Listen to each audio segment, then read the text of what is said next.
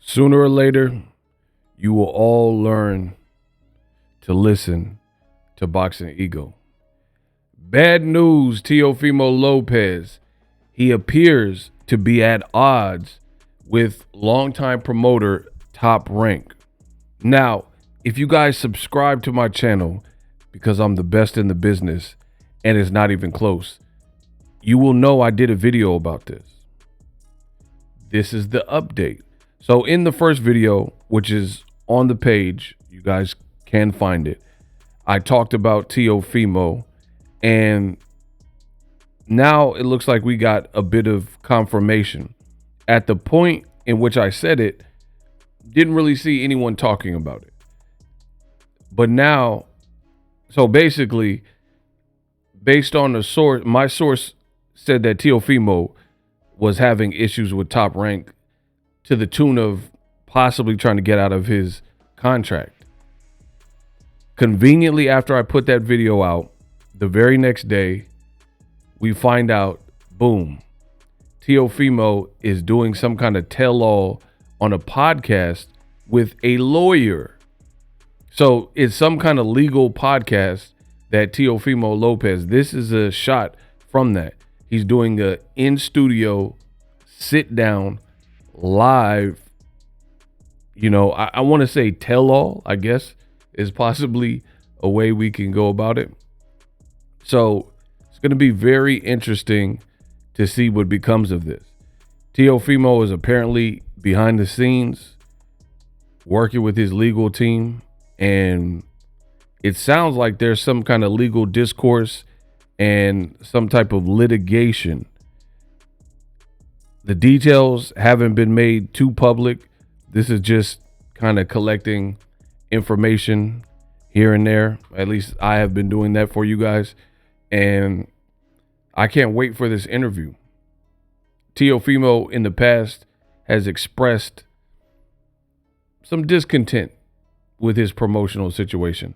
I truly think that Teo feels that he should be earning more money. I feel like he believes he's a star. They were putting him on like the Heisman. Like, I feel like Top Rank and ESPN, the partnership worked before Teofimo fought Lomachenko, right? Because he was on the way up, and I felt like they were giving him a lot of exposure. Prime placement right after like the Heisman Trophy night and stuff like that.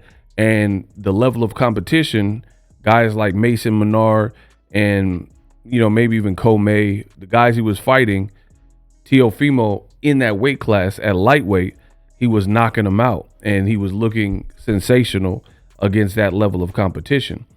I think the Lomachenko fight was kind of a turning point for Teofimo Lopez, because I think ultimately Teo beat Lomachenko. So before I fast forward to him beating Lomachenko, I want to say it was a turning point even before that, because just getting the Lomachenko fight on deck, I truly believe had its issues.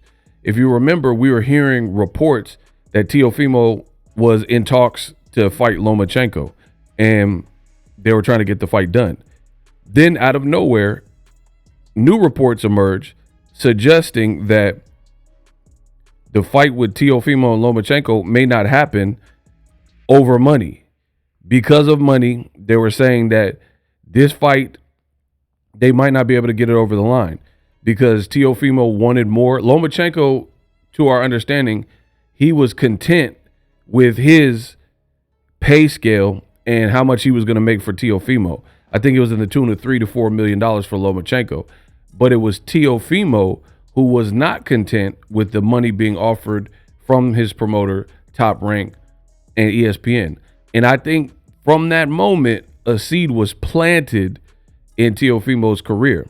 Then on top of that, Lomachenko was kind of an ESPN darling. They tend to like certain fighters, Puerto Rican fighters, guys like Pacquiao, Tyson Fury, Lomachenko, and even like Zurdo Ramirez when they had him. They just put a lot of energy. But I never really seen, after that Lomachenko fight, the same energy put into Teofimo's career. You know, maybe he's I don't know. Behind the scenes, maybe there's a reason. Maybe he's hard to work with, or, you know, him and his dad, they might not be following the program, which to me, I think when it comes to Top Rank, if you don't follow the program, I think Top Rank doesn't like it. And, you know, they'll almost like outcast you. So I think Teo was feeling himself after the Lomachenko fight. He thought he deserved more recognition from the boxing world, but also his promoter, and definitely money. You know, he collected all these belts, unified, not quite undisputed, despite Teofimo saying he was undisputed. It really wasn't undisputed. We know that Devin Haney had the belt, and he didn't fight Devin Haney at the time. To this day, they haven't fought. So it is what it is. And I think that was kind of the beginning of a contemptuous relationship between Teofimo and Top Rank. After he beat Lomachenko, his next fight was George Kambosos.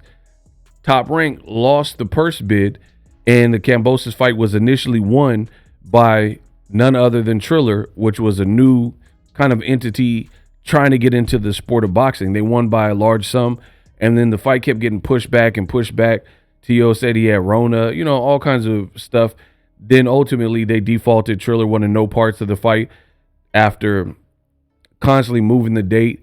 They said it was Rona, but Floyd Mayweather announced he was fighting Logan Paul that same year in the same city, like it was in Miami. So I think truly Triller decided they were going to lose a lot of money, so they kept pushing it back, and then it just ultimately never materialized.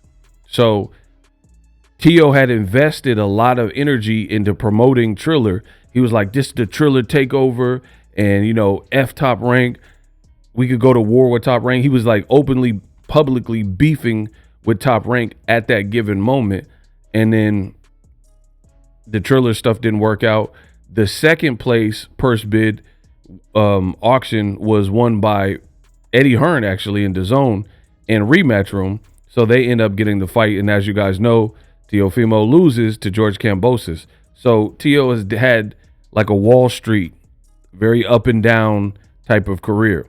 You know, he comes out and says, oh, my esophagus blew up and yada, yada, yada. But you lost. Kambosos bested you. And that loss didn't really age well, because Kambosos never put on that type of elite level performance that he did versus Teofimo ever again, right? He fought Devin Haney, and, you know, Devin convincingly beat him in Australia at home.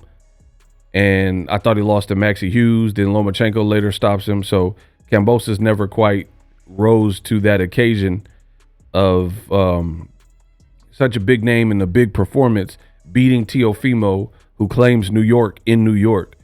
That was like kind of his one-hit wonder-ish type of moment, I guess you could say. So that leaves us to the current future.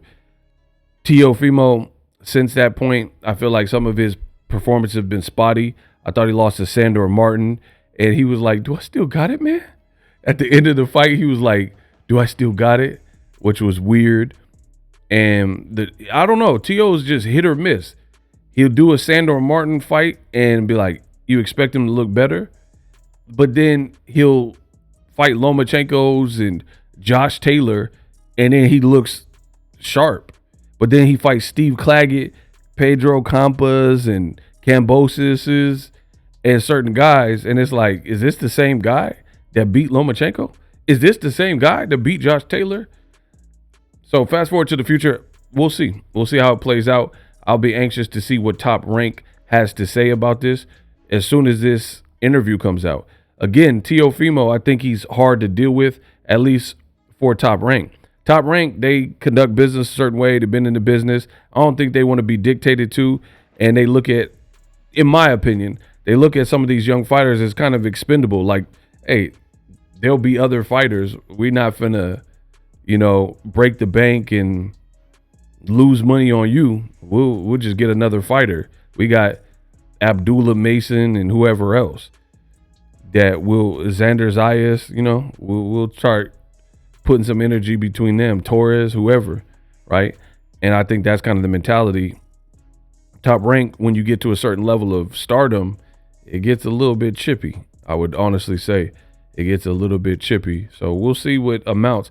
I think the bad side for Top Rank is Teofimo is literally one of their last like stars. Like, how do you say it? Like Tyson Fury, if he loses to Lomachenko again, he's cooked. Or excuse me, not Lomachenko. If Tyson Fury loses to Usyk again, he's cooked. So we'll find that out at the end of the year. Shakur Stevenson left. You had Terrence Crawford who left. Pacquiao who left.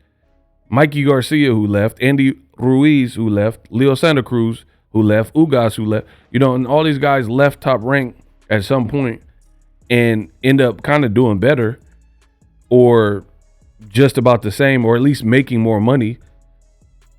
And maybe like Terrence Crawford seems like he's making good money, and he seems like at least happier with his situation with Turkey and things like that.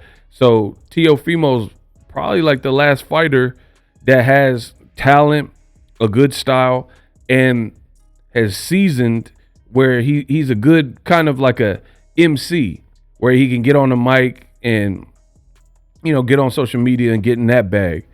A lot of the other people with Top Rank that I'm seeing either left, like Shakur and Terrence Crawford, or they're at the end of their rope, you know, because you have to understand Top Rank over the years, they've lost a lot of people. They lost like Alexander Voltstik. They lost Edgar Berlanga, who just fought Canelo. So that's what I'm saying. He fights a couple scrub fights with Eddie Hearn, and then his third fight or so off of Top Rank with Eddie Hearn, he's getting the Canelo bag. And then he goes the distance with Canelo, right? You got guys like Zurdo Ramirez. He got like the Bivol fight after Top Rank, and now he's at cruiserweight. He's a champion. So Top Rank, they're losing a lot of their seasoned people that can make a difference. And they do have talent, but the talent is so young, you're going to have to fast track some of these people's careers, like Abdullah Mason. And then the problem with that is Abdullah Mason's raw, but he's at 35. Name a big fight in-house that Top Rank can make that could push Abdullah Mason over and give him the competition that he's needing to cross over. Or even Keyshawn Davis. Like, personally, I like his upcoming fight with Gustavo Lemos, but that's not a star-building type of fight in terms of that's going to get you on pay-per-view. So Teofimo is kind of the last of the dying breed with Top Rank that, given the right fight, you could probably put him on a pay-per-view. Like, if Teofimo fought Devin Haney, you can certainly put that on pay-per-view. Or if they ran back kind of a Lomachenko fight, you know, or if they did Shakur and Teofimo, Ryan Garcia versus Teofimo. So if he's unhappy and then he leaves or something and goes to Eddie Hearn, what does this mean for Top Rank? They'll just have a bunch of prospects almost, you know, and guys who, I don't know. We'll just have to wait and see. But I'm trying to think of their schedule and their roster, and I feel like they're not in a position where they should probably want to be losing stars. But again, I don't know all the particulars with why Teofimo is discontent. And at this stage, we'll classify this as ego rumor mill because the interview hasn't come out. But you see the picture of it. I try to warn y'all, and y'all like, oh, ego, you don't know. All right. So we'll see. I want to hear it from the horse's mouth, and I'll definitely make a follow-up video. We know Teofimo has been kind of disgruntled for a minute, talking about ESPN can keep the blacks. We'll see how it plays out. I'm the best in the business, and it's not even close. So you might want to subscribe for all your boxing news, daily content. We do live streams, short, whatever you want. I'm giving it to you how you want.